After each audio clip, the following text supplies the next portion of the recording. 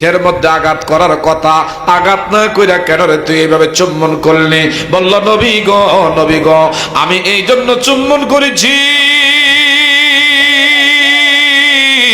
আমি আপনার পিঠের মধ্যে আঘাত করার জন্য এটা করি নাই, আমি প্রেমের অভিনয় করেছি।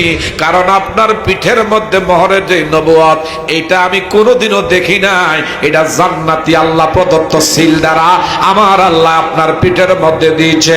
আমি এটার মধ্যে এই জন্য চুম্বন করেছি, এই জীবনে নামাজ রোজা দিয়া পার হইতে নাও পারি, আমার নবীর মোহরের নবুয়তে মুখ লাগানোর কারণে আমি কোন অপরাধ করছি কিনা। আমার নবী কয়, না রে না, তুই আমার মোহরের নবুয়তে মুখ লাগাইছ, দুনিয়ায় থাকতে রে আল্লাহর জান্নাত তোর ভাগ্য ওয়াজিব হইয়া গেছে। আরেকটু জোরে বলেন না মারহাবা। বাবা, এজন্য নবী সিন্না কবরে যাইতে হবে।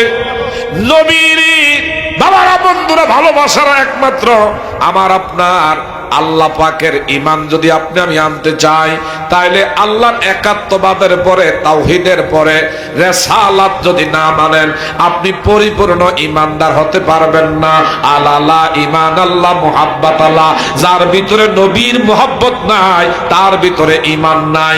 নবীর মুহাব্বত আছে যার হৃদয়ে, এই ব্যক্তি আমার ভাইরা ঈমানদার। হাসরের ময়দানে যার হৃদয়ের মধ্যে যারা পরিমাণ, সিকি পরিমাণ, রেণু পরিমাণ মুহাব্বত নবীর বাবারা বন্ধুরা থাকবে, আমার আল্লাহ নবীর এমন স্পেশাল সুপ্রিম অথরিটি পাওয়ার আল্লাহ দিয়ে দিবে, যার ভিতরে যারা পরিমাণ নবীর মুহাব্বত কাজ করবে, আমার নবীকে আল্লাহ বলবে তাকে খুঁজে খুঁজে আপনি বের কইরা সুপারিশ কইরা কইরা আল্লাহর জান্নাতে পৌঁছায়া। সাহাবায়ে কেরামদেরকে ডেকে বললেন, তোমরা সামনে বসো, আমার হাতের দ্বারা কেউ কথা কষ্ট পাইলে, জবানের দ্বারা কষ্ট পাইলে আমি তোমাদের কাছ থেকে দায় মুক্তি নিতে চাই, তোমাদের কাছ থেকে ক্ষমা আমি পাইতে চাই।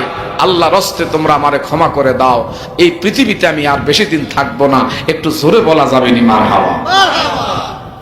হঠাৎ করে সাহাবায়ে কেরামরা বললেন, ইয়া রাসূলুল্লাহ, ইয়া হাবিবাল্লাহ, নবীজি গো, আপনি আমাদের কাছে পাইবেন না, আমরা বিশেষ করে আমরা আপনার কাছে পাবো না। এই জীবনে আপনি নবীরে কত কষ্ট কাফের বেঈমানরা দিয়েছে। হায় হায়, যেই নবীর পাক বদনে মশা মাছি বসা হারাম আল্লাহ করেছে, এমন নবীজির এই বদন থেকে কত রক্ত বেঈমানের বাচ্চারা জড়াইছে। আমার নবীর মাথা বড় কি লোহার হেলমেটের করা বিদ্ধ করেছে। আপনি নবীর ঋণ আমরা গায়ের চামড়া দিয়া জুতা বানাইলে শোধ হবে না। আপনি বিশেষ করে যদি আমাদেরকে মাফ না করেন, আল্লাহ মাফ দিবে না। আমরা আপনার কাছে ক্ষমা চাই, কত কষ্ট আমরা আপনারে দিয়েছি। আমার নবী কথাগুলো বলে সাহাবায়ে কেরামদের ভিতরে কান্নার রোল পড়ে গেছে।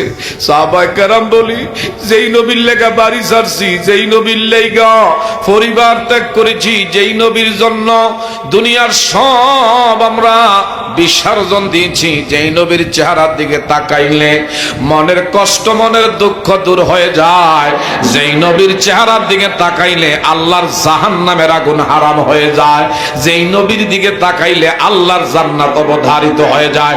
একটু আওয়াজ দিয়া বলা যাবে নি মারহাবা। এমন নবীজি বলল, ইয়া রাসূলুল্লাহ,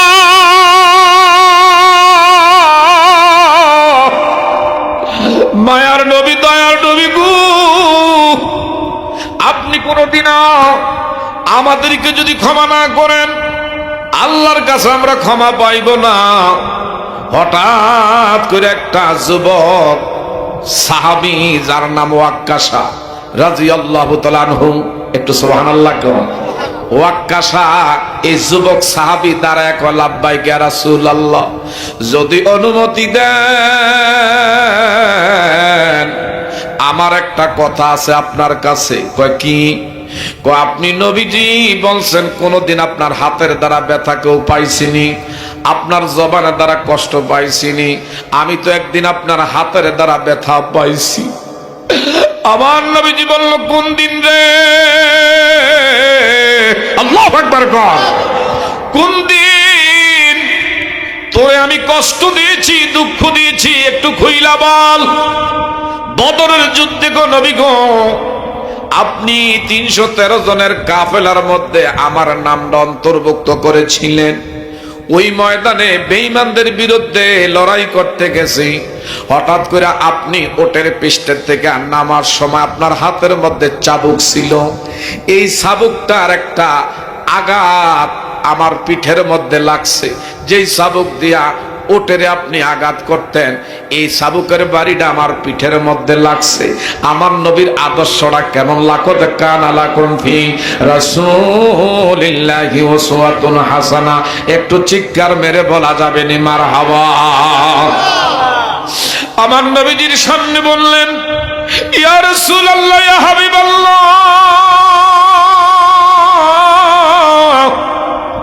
দয়ার নবী, মায়ার নবী গো, ওই দিন আপনি উটের পিঠের থেকে নামতে গিয়া হাতের মধ্যে যে চাবুক ছিল, এই চাবুকের বাড়ি আমি ওয়াক্কাসার পিঠের মধ্যে লাগছে। আজকের দিনে আপনি বলছেন কেউ কোনোদিনও ব্যথা পাইছিনি। আপনি আমার এই কথাটা জানি কতটুকু খেয়াল করছেন। ওই বদরের ময়দানে আপনার হাতের আঘাত আমার পিঠে লাগছে। আমার নবী কয়, ওয়াক্কাসা আয় আয়, তোরে আমার বুকের মধ্যে জড়াইয়া নিলাম। তুই সত্যটা যে আজকে মসজিদে নববীর ভিতরে প্রকাশ করেছিস, যতক্ষণ তুই মাপ না দিবি আমার আল্লাহ আমারে মাপ দিবে না। একটু জোরে বলা যাবে নি মারহাবা। ও প্রিয় হাবিব, পাগলের রাখছো কেন দূরে? ও প্রিয় হাবিব, আশিকদেরকে রাখছো কেন দূরে? বলেন, ও প্রিয় পাগলদেরকে রাখছো কেন দূরে? ও প্রিয় হাবিব, আশিকদেরকে রাখছো কেন? অসকরণী পাগল ছিল জুব্বা দিলা তারে, আমরা পাগলা কিছুই চাই না, চাই যে তোমারে। ও প্রিয় হাবিব, পাগলের রাখছো কেন দূরে? ও প্রিয় পাগলের রাখছো কেন? কালো হাবশি বেলাল পাগল হইয়া পাইল নবীর, ওই বেলালের মতো পাগল আমরার বানাও রে। ও প্রিয় হাবিব, পাগলের রাখছো কেন দূরে?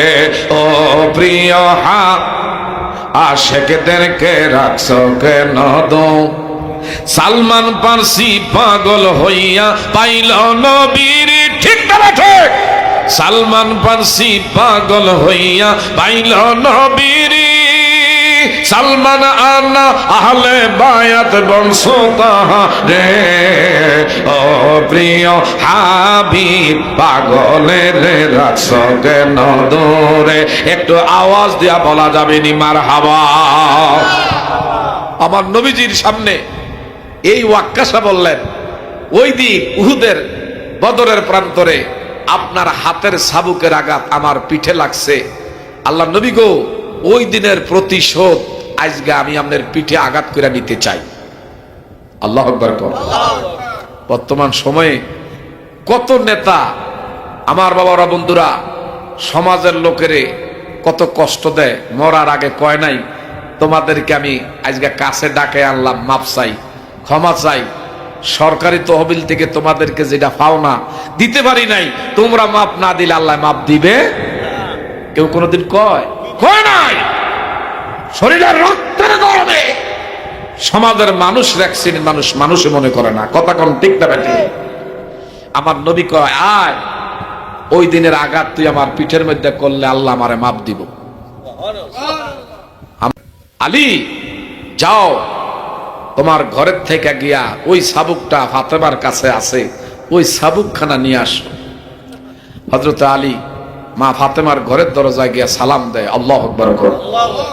ভিতরে থেকে ফাতেমায় কয়, কেন হাসান হোসেন বাবা কেন আসছেন? আমার নবীর একজন মামলা করছে, তার নাম ওয়াক্কাসা।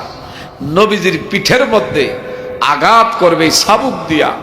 মা ফাতেমা বলল, আমার বাবা দীর্ঘদিন ধরে অসুস্থ, আমার বাবা এই সফরের 13 তারিখ থেকে আজকের বুধবার পর্যন্ত আমার বাবা দীর্ঘ সময় ধরে বিছানা থেকে উঠতে পারে নাই।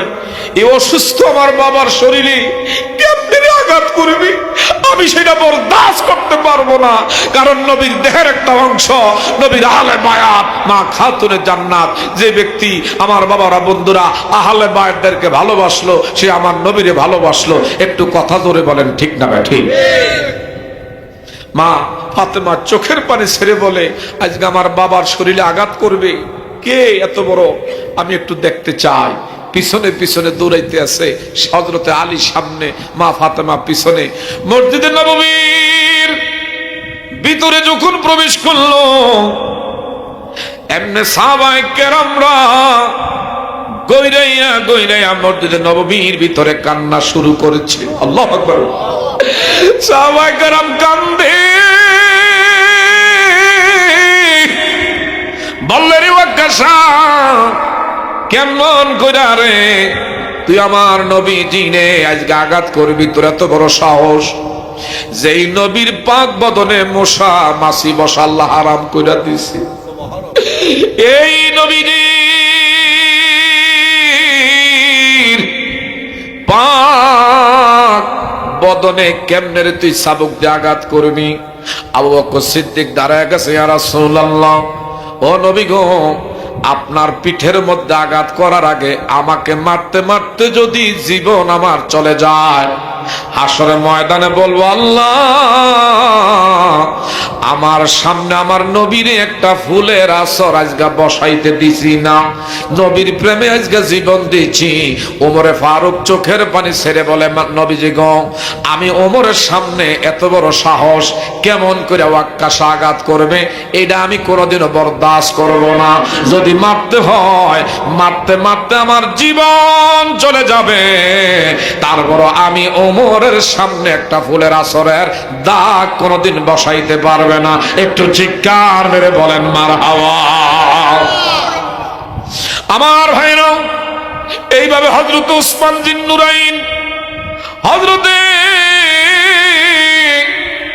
আমার ভাইরা অসংখ্য এইভাবে জলিল কদর সাহাবায়ে কেরাম সবাই স্তব্ধ হয়ে গেলেন। বললেন, না না, আমাদের সামনে নবীর আঘাত করবা, এটা কোনোদিন আমরা মাইনা নিতে পারবো না।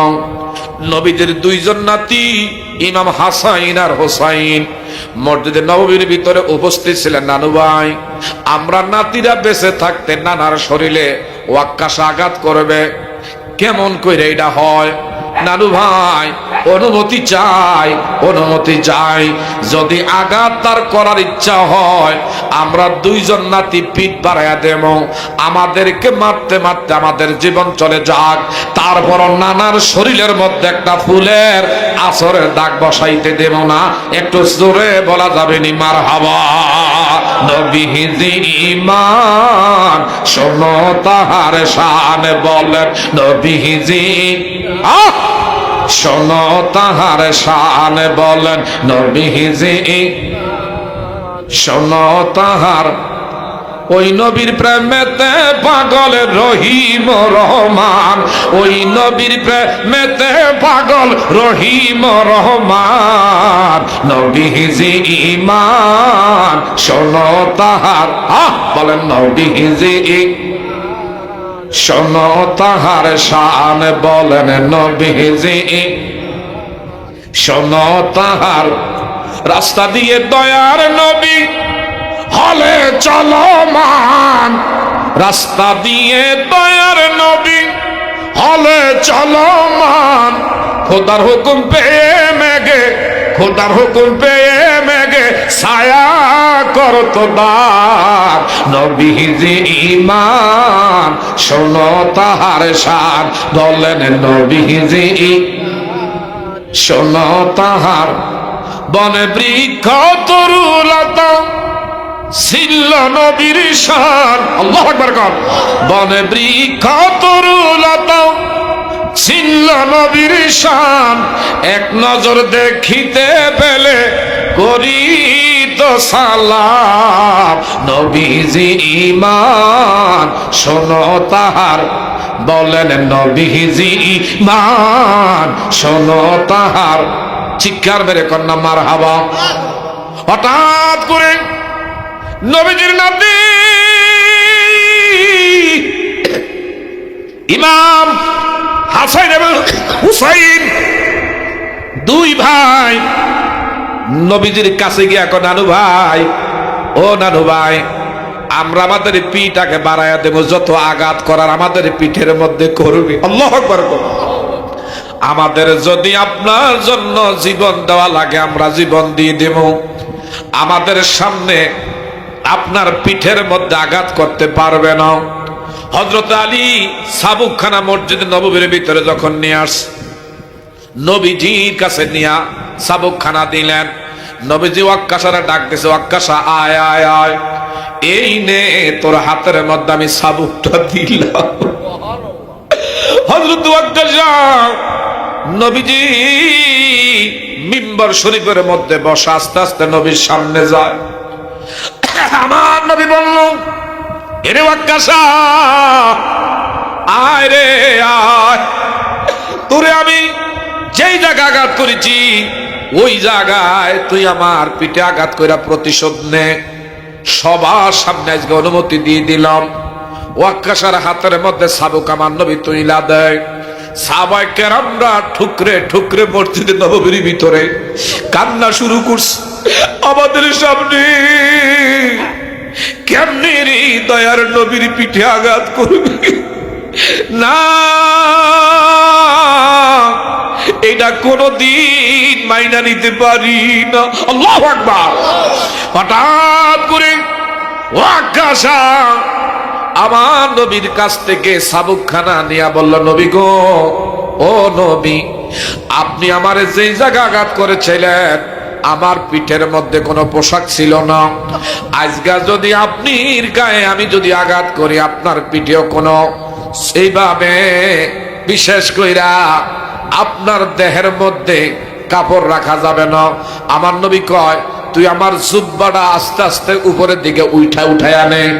জুব্বাখানা উঠাইতে লাগলেন।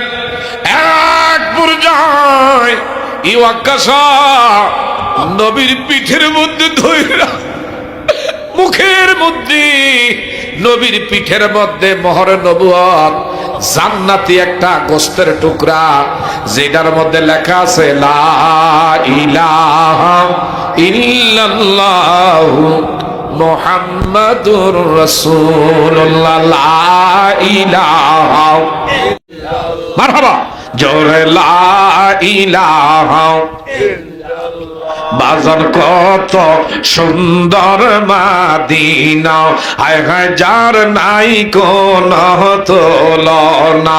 তোমরা বুঝেও কেন বুঝো না, বলেন বুঝেও বুঝো না, ঈমান শাহে মদিনা, লা ইলাহা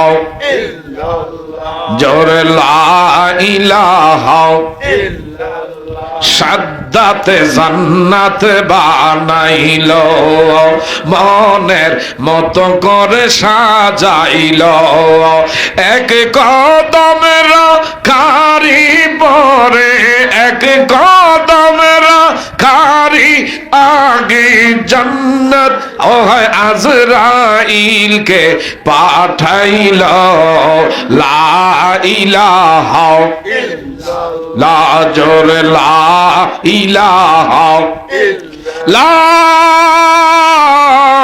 ইলাহা ইল্লাল্লাহু মুহাম্মাদুর রাসূলুল্লাহ সাল্লাল্লাহু আলাইহি ওয়াসাল্লাম।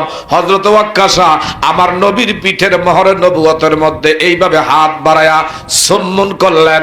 আমার নবী কয়, তুই না আমার পিঠের মধ্যে আঘাত করার কথা, আঘাত না কইরা কেন রে তুই এইভাবে চুম্বন করলি? বলল, নবী গো, আমি এই জন্য চুম্বন করেছি আমি আপনার পিঠের মধ্যে আঘাত করার জন্য এটা করি নাই, আমি প্রেমের অভিনয় করেছি। কারণ আপনার পিঠের মধ্যে মোহরের যে নবুয়ত, এটা আমি কোনোদিনও দেখি নাই। এটা জান্নাতি আল্লাহ প্রদত্ত সিল দ্বারা আমার আল্লাহ আপনার পিঠের মধ্যে দিয়েছে। আমি এটার মধ্যে এই জন্য চুম্বন করেছি, এই জীবনে নামাজ রোজা দিয়া পার হইতে নাও পারি, আমার নবীর মোহরে নবুয়তে মুখ লাগানোর কারণে আমি কোন অপরাধ করছি কিনা। আমার নবী কয়, না রে না, তুই আমার মোহরের নবুয়তে মুখ লাগাইছ, দুনিয়ায় থাকতে রে আল্লাহর জান্নাত তোর ভাগ্য ওয়াজিব হইয়া গেছে। আরেকটু জোরে বলেন না মারহাবা। বাবা, এজন্য নবী সিন্না কবরে যাইতে হবে। নবীর বাবারা বন্ধুরা ভালোবাসার একমাত্র আমার আপনার আল্লাহ পাকের ঈমান যদি আপনি আমি আনতে চাই, তাইলে আল্লাহর একাত্মবাদের পরে, তাওহীদের পরে রিসালাত যদি না মানেন, আপনি পরিপূর্ণ ঈমানদার হতে পারবেন না। আলালা ঈমান আল্লাহ মুহাব্বত আল্লাহ, যার ভিতরে নবীর মুহাব্বত নাই তার ভিতরে ঈমান নাই। নবীর মুহাব্বত আছে যার হৃদয়ে, এই ব্যক্তি আমার ভাইরা ঈমানদার। হাসরের ময়দানে যার হৃদয়ের মধ্যে যারা পরিমাণ, সিকি পরিমাণ, রেণু পরিমাণ মোহাব্বত নবীর বাবারা বন্ধুরা থাকবে, আমার আল্লাহ নবীর এমন স্পেশাল সুপ্রিম অথরিটি পাওয়ার আল্লাহ দিয়ে দিবে, যার ভিতরে যারা পরিমাণ নবীর মোহাব্বত কাজ করবে, আমার নবীকে আল্লাহ বলবে তাকে খুঁজে খুঁজে আপনি বের কইরা সুপারিশ কইরা কইরা আল্লাহর জান্নাতে পৌঁছায়া দাও।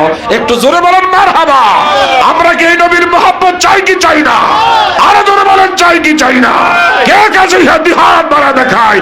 নারায়ে তাকবীর, নারায়ে তাকবীর, নারায়ে রিসালাত।